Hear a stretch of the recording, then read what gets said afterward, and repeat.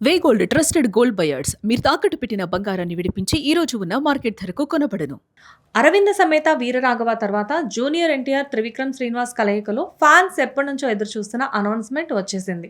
నిజానికి ఈ poster social మీడియాలో విపరీతంగా వైరల్ కావాల్సింది, కానీ అంత ఊపు కనిపించడం లేదు. అభిమానులు, టాలీవుడ్ లవర్స్ నుంచి స్పందన భారీగా ఉంది, కానీ న్యూట్రల్ హ్యాండిల్స్, ఇతర భాషల ఫ్యాన్స్ నుంచి విపరీతమైన రెస్పాన్స్ అయితే లేదు. కారణం సింపుల్, టీమ్ని చెప్పే ఉద్దేశంతో టీమ్ ఏఐ టెక్నాలజీ మీద ఆధారపడ్డమే. మేకర్స్ ఎవరైనా ఏ సినిమా అయినా గుర్తుపెట్టుకోవాల్సింది ఒకటి ఉంది: ఏఐ వాడకం చాలా సులువైపోయింది. ఎలా వాడాలో అర్థం కాకపోతే అదే జెమినీ లాంటి చాట్ జీపీటీ వాటిని అడిగితే చిన్న పిల్లాడికి పాఠం చెప్పినట్లు అప్పచెప్తుంది.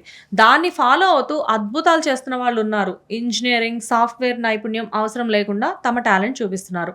దీనికే కాదు, డ్రాగన్ టీజర్ వీడియోని సగం ఏఐతోనే డిజైన్ చేయించారు దర్శకుడు ప్రశాంత్ నీల్. ఆర్టిస్టులను రివీల్ చేసేదాకా వచ్చే విజువల్స్ అన్నీ అలా సృష్టించినవే. అంచనాలు విపరీతంగా ఉన్నప్పుడు కంటెంట్ వీలైనంత సహజంగా, గ్రాఫిక్స్ అంతర్జాతీయ స్థాయిలో ఉండేలా దర్శక నిర్మాతలు జాగ్రత్త పడాలి. అది చిన్న పోస్టర్ అయినా విపరీతమైన శ్రద్ధ అవసరం. లేదంటే లేనిపోని ట్రోలింగ్తో ప్రాజెక్ట్ మీద అంచనాలు తగ్గిపోయే ప్రమాదం ఉంది. అయితే ఇంత అత్యవసరంగా ఇలా ఏఐతో చేయించిన ప్రమోషన్స్ ఎందుకు చేస్తున్నారో అర్థం కావడం లేదని కొందరు ఫ్యాన్సే కామెంట్ చేస్తున్నారు. డ్రాగన్ విడుదల ఇంకా ఏడాది ఉంది. ఎన్టీఆర్ త్రివిక్రమ్ మూవీ 2029 కంటే ముందే వస్తే గొప్పే. అలాంటప్పుడు ఇంకాస్త టైం తీసుకొని ఉంటే, నాణ్యత మీద ఫోకస్ పెడితే బాలీవుడ్ జనాలు కూడా కుదిపేయొచ్చు. రాజమౌళి ఎందుకు పర్ఫెక్షన్ కోసం ఇంత తాపత్రయపడతారో ఈ సందర్భంగా గుర్తు చేసుకోవాలి. అందుకే ఆయన్ని జక్కన్న అనేది. తారక్ త్రివిక్రమ్ పాన్ ఇండియా మూవీకి ప్రస్తుతం గాడ్ ఆఫ్ వార్ అనే టైటిల్ పరిశీలనలో ఉంది.